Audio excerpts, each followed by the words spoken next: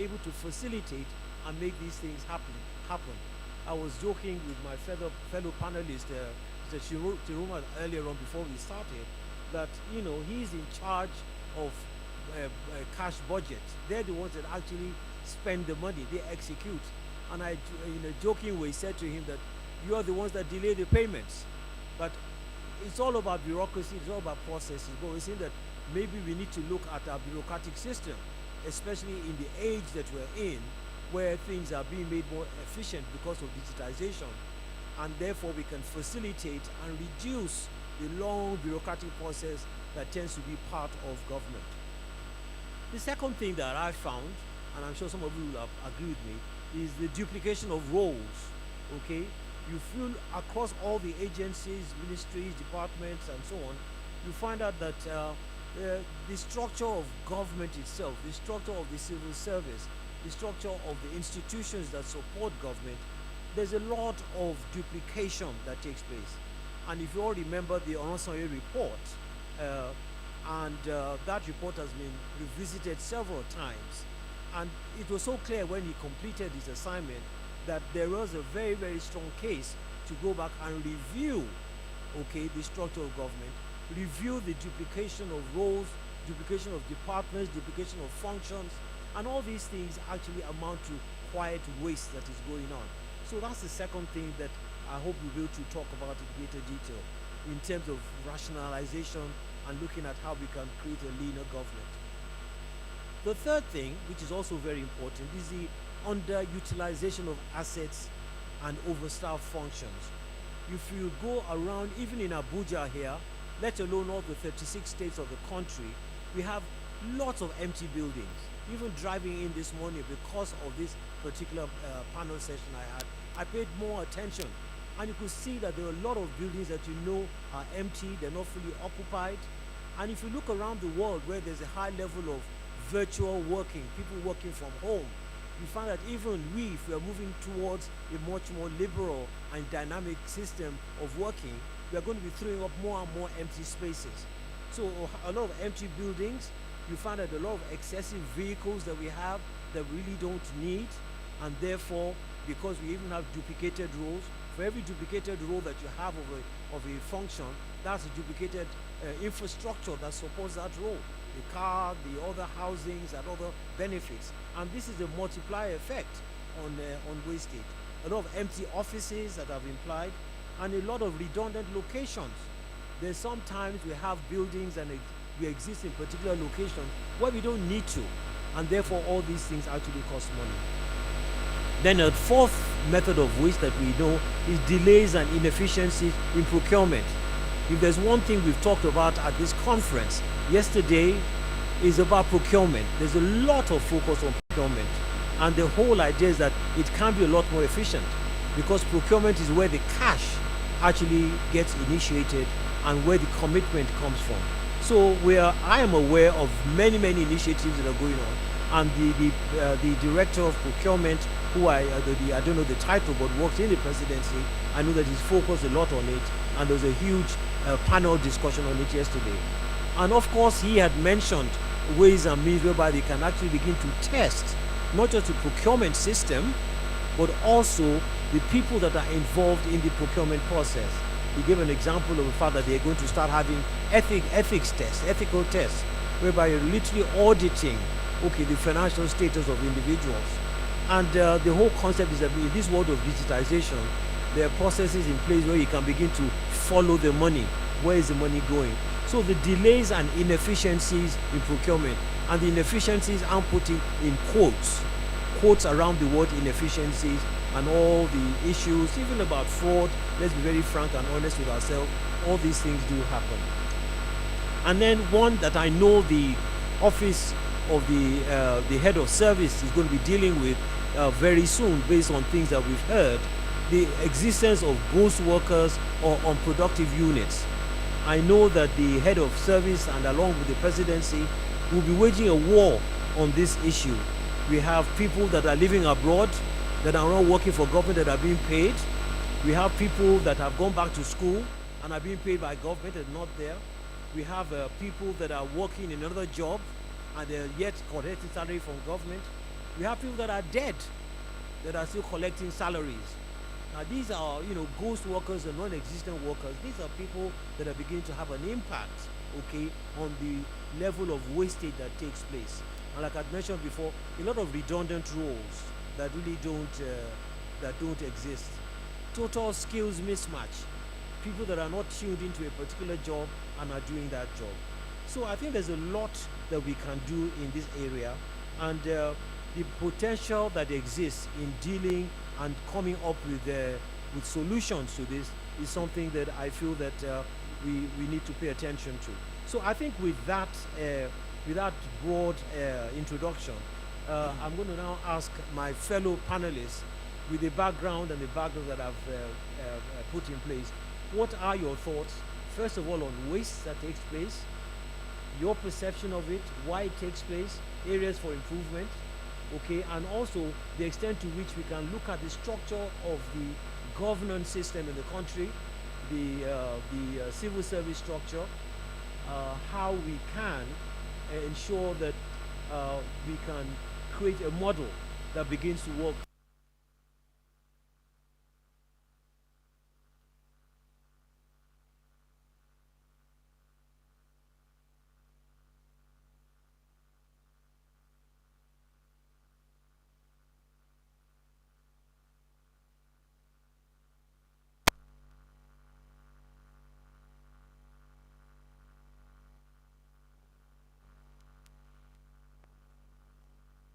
Questions that you might have. So thank you. Over to you, sir. Thank you very much, the lead speaker, audience here, and my Oga here in Nigerian context. He is my permanent secretary. I am Dr. James Balaka. I am representing the Accountant General of the Federation, Mr. Samsudeen Babatunde Ogunjimi, who is unavoidably absent but has asked me to do justice to his thoughts. I will plead with my permanent secretary to please give me the permission to carry on before him. Otherwise, Mr. Pansek, sir. Okay, thank you very much. You know the civil service is full of the hierarchy, and we obey it very well. The PAMSEC can come and round up what you're saying. It can summarize it. So check it out, let me just meander, then he will consolidate my speech. Thank you very much. Thank you. Yeah. Mr. Paper Presenter, Mr. Phillips, we appreciate your exposition of this topic. Given your background as foremost a trainer in this country and a consultant, we know your words. For all of us seated here, we know what we are talking about. Waste is not just about financial resources. We are talking about ineffective redundancy in the use of public resources, whether it's financial or otherwise. All of us seated here, we experience waste in one form or the other. From somebody who has used just a laptop for 2 years and he believes he needs another laptop, even if what he's going to buy is not better than what he's using in the present context. That is waste. From the man who feels that, oh, there is a new model of table or a new design, the table in his office is no longer fitting his personality. That is waste.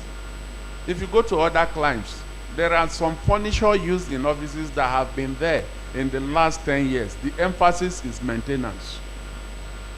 Once you are maintaining the facility under your use, you are eliminating waste. Looking at this topic, if you look at the concept of waste and how to combat it, bringing it down to having a lean government operation, all of us seated here will agree to the fact that more needs to be done. We must agree with that. And if you see the concept, in redundant processes, you know a work you can do for 10 minutes. You decide to elongate the processes for whatever reason you think. The world is changing. Automation has come to stay. We cannot be living behind time and think we are all in the same generation. Those who are doing it well and doing it better they don't have two heads. Why can't we shorten processes of doing things? I am very sure the moment a man comes to the office now and there are no files on his table, he say he's not busy. The same man, if you send the documents to him online to go and access and treat, he probably does not even know how to operate his computer. If you can operate your handset, you can operate any computer. We should be looking at waste in shortening the processing time. Our budget leakages every now and then you hear is either this has been done, that has been done, the figure is not correct, it's not what we saw. We can all help the process. Because allowing waste to happen is a function of all of us agreeing to do the wrong thing. If we accept that to get to area 1, you have to start with the process of entering vehicle from here, then dropping in area 1, and without shunting, the process of moving to area 1 will be faster for all of us. But once they say there is a bus, somebody will rush from somewhere, it's not on queue, he will want to shunt. You are wasting time, because the process of arguing who should enter first, already time is being wasted. And we look at this and say, okay, what do we do? And what really are the problems? In Nigeria, there are weak institutions. Where somebody is guilty of something you feel he has done badly, even when he knows that what he has done is bad, and he should do it rightly, the institutions will give him some alibi, and he will escape it. Are we following? Where, for instance, he himself knows he is guilty, you will find that at another end, he is pronounced a clean man. There are inadequate oversights, even in curtailing waste. For most people, for instance, they send you to go on monitoring and evaluation program. You have not started the work. You are interested in what your host is going to give you. From the moment you accept accommodation, hotel, facilitating your logistics, pocket money from the person you are oversighting, you have compromised, and waste has been allowed to continue. With all this, we look at it. What do we do? Why can't we strengthen our institutions? Why can't we buy into automation? If they say they should automate your work processes now, the thinking of everybody is they have collected my work. Nobody has collected your work. If you develop yourselves, and all of us agree to develop ourselves, whatever duty they are bringing, no matter the level of automation, we will still find ourselves relevant.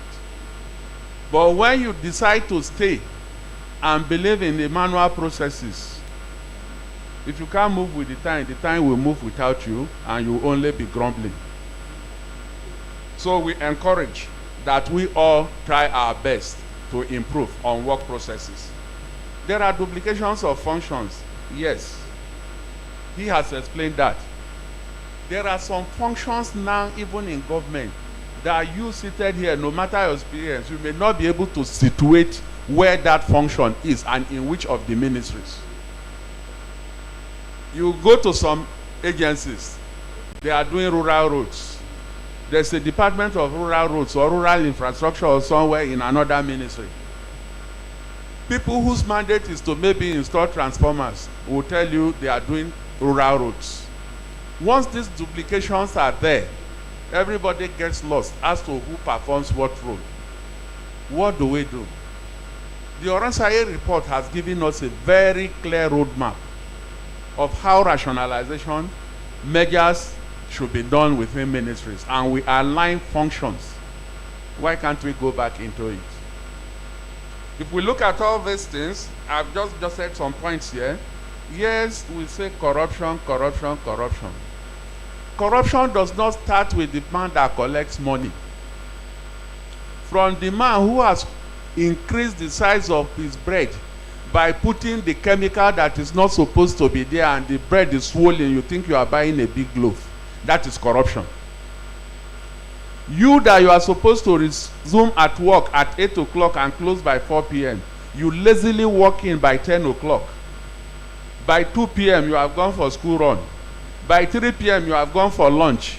And by 4 p.m., nobody sees you again until tomorrow. That is corruption. It is not when you are taking money. And corruption can only thrive where there is an enabling environment. There must be availability of the fact that nobody is monitoring you.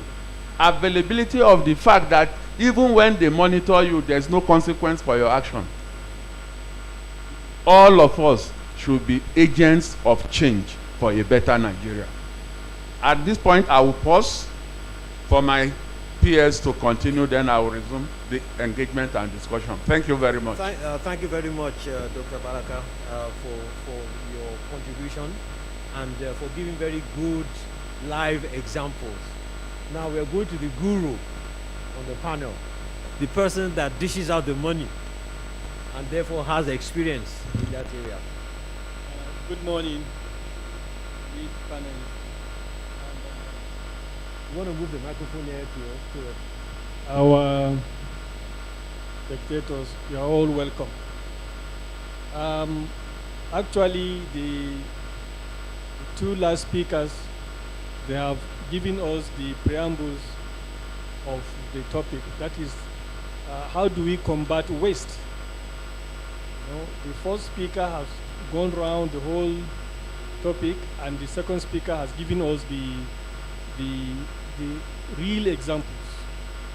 So you see, when we are talking of the waste, we should look at it generally. What causes it? What causes it? For instance, you are together with working with civil servants that are not trained.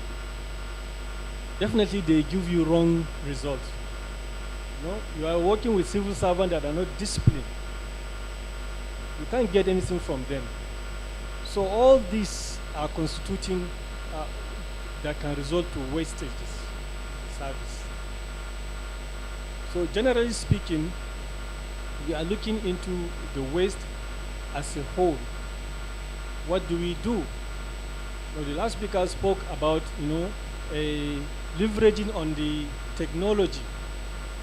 There are so many things that technology has brought to bear in order to curtail all those kind of wastages.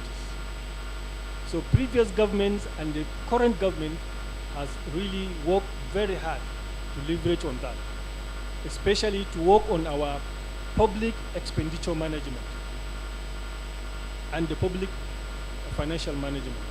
There are a lot of technology leverages that has worked on. There are some initiatives that were brought in to curtail all those things, especially like you have been hearing of GIFMIS, the TSA, IPPIS. These are all technology-based initiatives by the federal government to see how they can curtail those wastages in the service. So definitely government must work towards that to make sure that the wastages are being curtailed.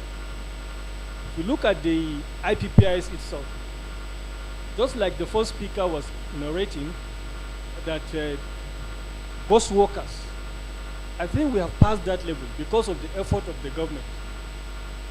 The issue of ghost worker syndrome has drastically been reduced by the IPPIS. So it will be difficult for you to earn salary without passing through IPPIS.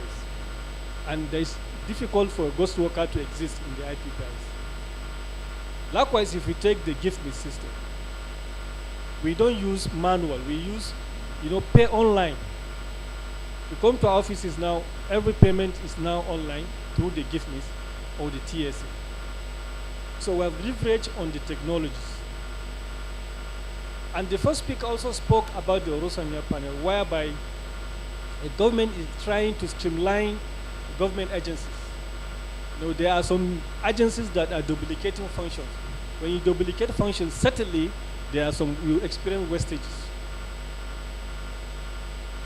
Also, like government has also worked on trying to simplify our bureaucratic procedures.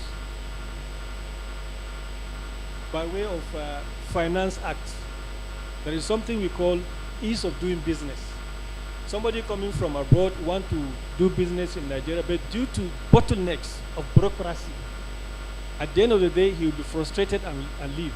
But government has initiated ease of doing business by trying to reduce all the, the bureaucratic bottlenecks in our ease of doing business. So what we are trying to say now is that those wastages that came as a result of, bureaucracies or duplications of MDAs are being attended to. Likewise, government has leveraged on the technologies. Look at most of our operations now, we are, just like the second speaker said, you just have to be literate today in the civil service. The head of civil service of the Federation has introduced what we call FCIP. That is FCIP 2017 to 2020, FCIP 2021 to 2025. Generally, to attain to issues that borders on improving the competencies and skills of civil servants. Also to provide some environment, meritocratic environment suitable for the civil servant to work. Because if you don't give them the environment and you don't improve their competencies, definitely there is no way they can perform. So the FCIP has greatly impacted in trying to solve those kind of wastages that have been experienced from the poor civil service we are having. Likewise, also, the government have done a lot in trying to curb some wastages. Our president, when he came in, if you can remember, he reduced the number of people on delegations to Nigerian, foreign functions, foreign and local. Mr. President has reduced the number of delegations by 60%. If I can take example like United Nations General Assembly, where a lot of countries go with large contingencies, which got a lot of money. When Mr. President came, he said, no, it can't be business as usual. We have to cut down those costs. He reduced the delegation by 60%. So Nigeria now is going with minimal contingent, which is enough to attend to the hunger program. So likewise, all other foreign delegations. So there are a lot of measures taken by government to reduce those wastages in the service. So as my second speaker said, I will stop here so that we can engage. It is going to be an interactive so that we can move ahead. Thank you very much. Yeah. Thank you. And I think from our two experts here, two individuals that actually live the life of the civil servant and very experienced in that area as well. It is so clear that not only are they aware of the areas in which wastage occurs, but also the attempt of government to date to try to deal with it. So it isn't as if these things have been ignored. We've talked about having a lean government, which is the second half of our conversation. The first one is dealing with waste and hoping that having a leaner government structure is something that is going to actually help us. And being lean, we are saying that how can we ensure that government is more efficient and therefore eliminate redundancies, which is something they've talked about transparency, that is everybody have got to be able to track how money is spent, what is spent for, and it is not in any way wasted. People who work, visibility of the work that they do. We talked a lot about digitization, and if there's one thing that is the center of the government's transformation exercise is the continuous digitalization of our processes in such a way that one can be a lot more efficient and lead to greater accountability. That is, everyone must own the outcome of their department, outcome of all their actions. And probably the most important one of all, which is where we're going to move into now, is the ability for even civil servants themselves to participate in the transformation process by seeking ways for continuous improvement. And it is in that area of continuous improvement that I feel that we need to talk a bit more. But at this stage, I want to throw it open to the floor. If there's any questions, suggestions, recommendations, and comments, then I'll be glad to take it. Do we have a roving mic that we can use? Excuse me, sir. There's- Let me add one thing. Yes, please go ahead while we find the mic. Go ahead. I started without actually properly introducing myself. Yes. My name is Chiro Mohammed. The lead presenter presented me as Director Budget.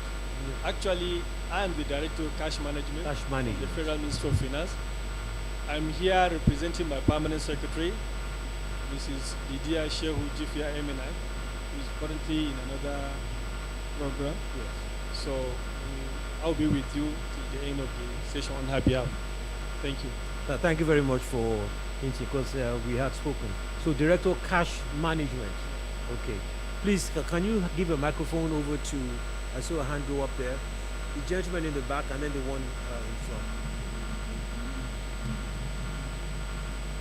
Or either one of you, yes. Please go ahead. Good morning, sir, Good morning. and audience. My name is Henry Nwaido. I'm a Deputy Director, Service Innovation Department of Office of Head of Civil Service.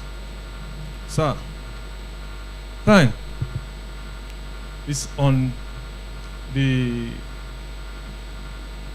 escalating nature of corruption in the public service.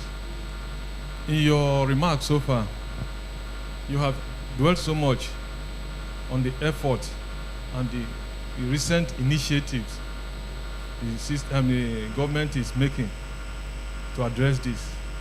You also emphasize so much on the role of technology. Now, I also want to let you see some area. For instance, most civil servants come to work with clean mind, to offer their best. But most times, their entitlements were either delayed or denied. Even in an attempt to leverage on the emerging technology, you see that it's also increasing the problems of the service. For instance, some weeks, the ECM will be down. We will not be able to access or process anything. While we will be waiting patiently for it to come up. Even the jeepneys, most times you cannot access it. So this has continued to put pressure on average civil servant, especially at the end of the month, where you are supposed to receive your salary, where you are supposed to be giving some of your out-of-pocket expenditure. Right now, you are aware, sir, that capital, especially for most persons whose activities are under the coverage of capital, they have been waiting endlessly since January up till now. So in the face of quest to survive, where you know that all your hope of livelihood is coming from where you are working, bearing in mind that the rules does not permit one to enter into other business except minor gardening and agri. Sir, how do you feel that the campaign for corruption can be effectively achieved in this kind of environment? Thank you, sir. Did you give us your name? I said my Yes, name you is did. Henry Nwaido. Nwaido, yes. Yes, sir. Nwaido. Head of faculty. Yes. Thank you. Thank you, sir. Thank you for that contribution, my fellow panelists. Really, what Henry is saying is that, look, we are all human.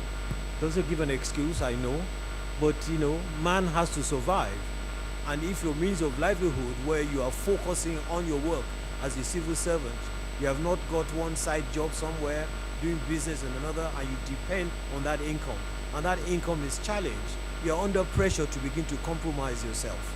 And I think that is the bottom line, and he's given examples. He also touched on the issue about poor technology to aid even the very thing they were trying to get good at. We're saying that technology itself is not being provided at the level. So, gentlemen.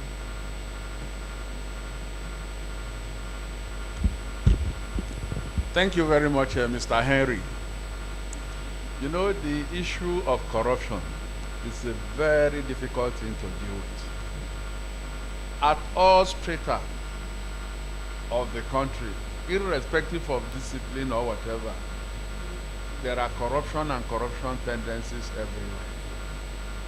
But one thing I want us to buy into from here is there has to be value reorientation. I don't know how much you have read about Japan. An average Japanese cannot witness what we call shame. He would rather kill himself.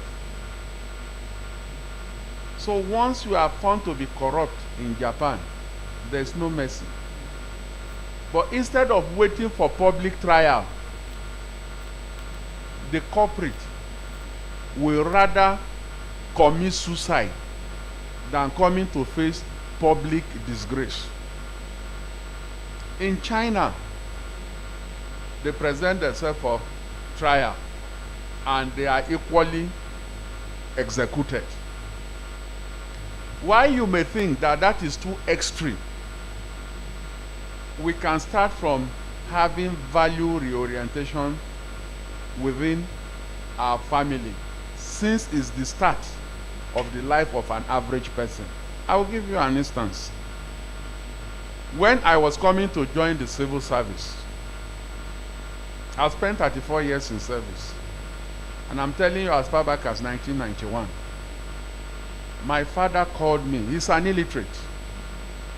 He said, Ida, that is the name he called me. He said, I learned you are going to Abuja to work. I say, yes, sir. And that they say your work will involve money. I say, yes, sir. And the money belongs to government. I say, yes, sir. He said, who is the government? I kept quiet. One, I didn't know how to answer him. He said, he is seated in the village here. He's part of the government. Me, I'm part of the government. That do people steal what belongs to them? Can you steal what belongs to you? I don't know if you understand. And I said, no, you cannot steal what belongs to you. It's okay. That money you are going to watch over is your money. But I will leave you with one verse. That he has never entered any police station to bail somebody for any criminal offense. And that as I am going, I should not look for the money I cannot call in my vernacular. Does that make a meaning? If I ask you 1 billion naira now, can you call it in your vernacular? So why should you go for it? What will you do with it? When they now ask you in your village, how much did they say you took? How will you call the value? I don't know if you understand.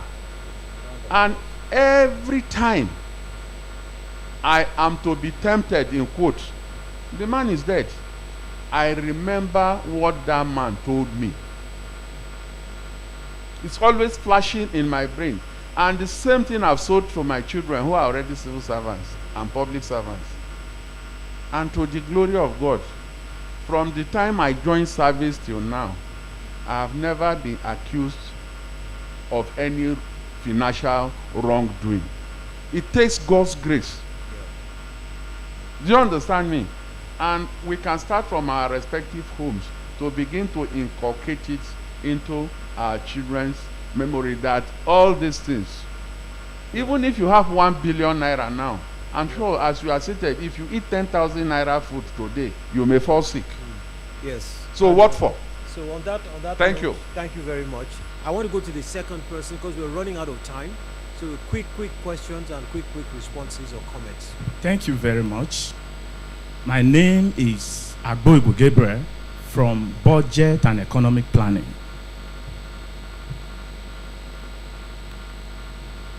Please go ahead. We are running out of time. Okay, thank you so much. I have two. I'm going to attend to this from two perspectives. One is like a suggestion. I'm from the Department of Planning, Plans and Projects. We are in charge of coordination and development process of National Development Plan, where you have, it is of 3 volumes. The The second volume is capital project and programs, and the first volume is government policies. It's a policy statement where government shows what they aim to do in the nearest future and the strategies on how to get it done. So we deal with all the PRS of NDAs. What we do here, when the project and program is developed in collaboration with NDAs, there is need to a kind of code the project and program so that the budget office will put it on the budget line in order to minimize corruption to an extent. But as I speak with you here, there's nothing like that. What we practice here is like, it's not plan-based budgeting, it's envelope-based budgeting, where the CEO will be released into the ministry. The CEO choose whatever he feels like doing with the government resources that is coming into the agencies. So there is need to emphasize on plan-based budgeting, whereby the budget office will allocate resources based on the project and programs. If the money is, if there is positive fund, some item that will be done this year or maybe done in the process of the plan, when the next plan is coming in, the backlog of undone project can be rolling, and that will help to track, and you will see that it will reduce to an extent the wastage that we're talking about. Okay, the second point. The second point is to the Accountant General's office. There is something happening right now called, is it cash plan, whereby your project, what you do, even when you have done it now, you have received approval for the past 6 months, and cash will not be released. I speak to you, we went for a journey for a kind of capacity building to Ondo State as at November last year, sir. As we speak, because of the plan, some of us borrow funds to transport ourselves from this point to that point. The money is yet to be released. So how can a civil servant be effective or efficient when there is another office trying to stall the programs and projects of government by denying them the resources that has been approved? If approval is not gotten, you will discover that we won't embark on that project.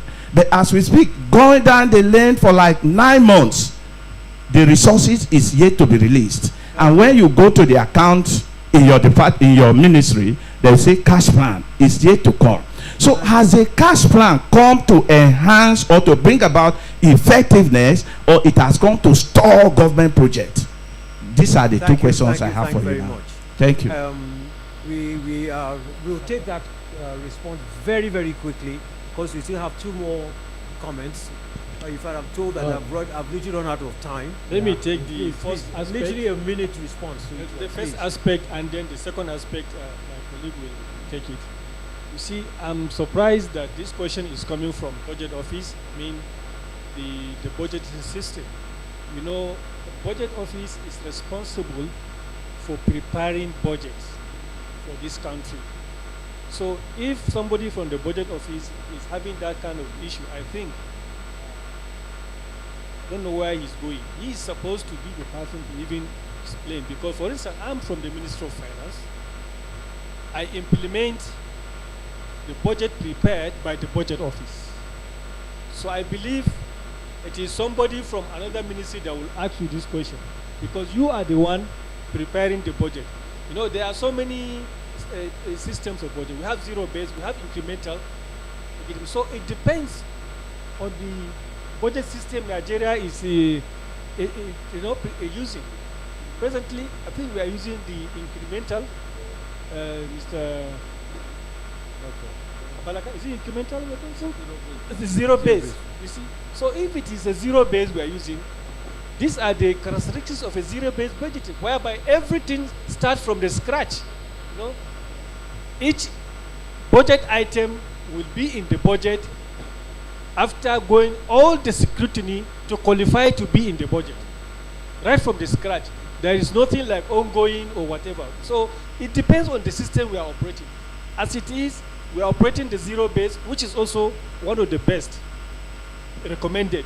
So I think that is the only thing we zero-based can tell you. budgeting is what is adopted here. Yes, the zero base. That's it. You know, every item starts from the scratch. So whatever item you see in the budget, you put in the budget in your ministry, that item qualified to be in the budget. Okay, Dr. Abalaka, you are going to give So a I response. think that's what I can tell Thank you very much. Thank you, my brother. Yes, there were cash plans. Some uploaded as far back as 5-6 months ago. That's what you are saying, and you have not gotten value. It cannot be deliberate, and it is not deliberate. I can tell you that even from the office of the Accountant General, government is still owing us. What is happening is what we disburse is a function of what is available. And budget, in its shortest definition, is a statement of financial intention. Whether you have the fund to do that or you don't have the fund to do that is a different thing. We acknowledge the fact that a lot of things are pending. And I don't know how much of access you have to our gateway on the capital. I think there's about 280 billion pending items to be paid. As soon as we sort out ourselves, all those funds will be disbursed. There is no preference to anybody. So we plead with you people to be patient. So That is the appeal. Thank that you. represents the challenges that people face. I am going to, he says we run out of time. We take one external person because we've talked to people from the ministry, but I think one of these gentlemen is external. We can only take one. Okay. Thank you very much, FOP and distinguished panelists. I just want to make some statements which may be like my whole understanding of what we are discussing. Waste enabled through inflexible and cast in stone processes. I said that let's embrace less of rules and more of responsible actions. Now, there was a book I read some time ago. They call it Knowing Doing Gap. All these things that we are discussing here, there's no Nigerian here. My name is Olawanle Oronkeji. I'm the CEO of Philip Consulting. All the things we have been discussing here, there is nothing new to us. But there is a gap between knowing and the doing. And if we can have the culture of ethical life and performance, back to Dr. Abalaka's point, then we'll be going somewhere. But before that, the government should take responsibility for certain things. Most of us have traveled abroad. We know how systems work. But before systems work, there are some things they call life chances that are already assured, built into the system. So if I wake up in the morning, I'm assured of food no matter what, then the concern of my brother is likely to be solved. I'm assured of shelter, which are things that government can do without thinking, and I'm assured of smooth transportation, movement, then I will be less reliant on graft or anything like that, or promote waste in my establishment. So I'm saying that, in a sense, there is a nexus between ethical behavior and efficient public service. There's a nexus, there's a connection. How ethical are we? And I'm saying, I'm submitting finally, there is no silver bullet to waste avoidance, but responsible actions from those people that serve the citizens. Thank you. Thank you very much. On that note, for a nice way to wrap up, I'm under pressure from my brother here that we need to end. Let me just say once again that I thank our two panelists for your contributions, very, very real life contributions, and I thank those of you that have raised your comments from the floor. What we do know is that there is a conscious effort on the part of government to reduce waste, and a conscious effort on the part of government to create an institution that will sustain Nigeria in a way that is economic, is efficient, and productive. So on that note, thank you very much, and God bless you all. Thank you. Thank you very much. Thank you. Thank you, sir. Thank you. I salute you. Thank you. Wanted to stand up? What else?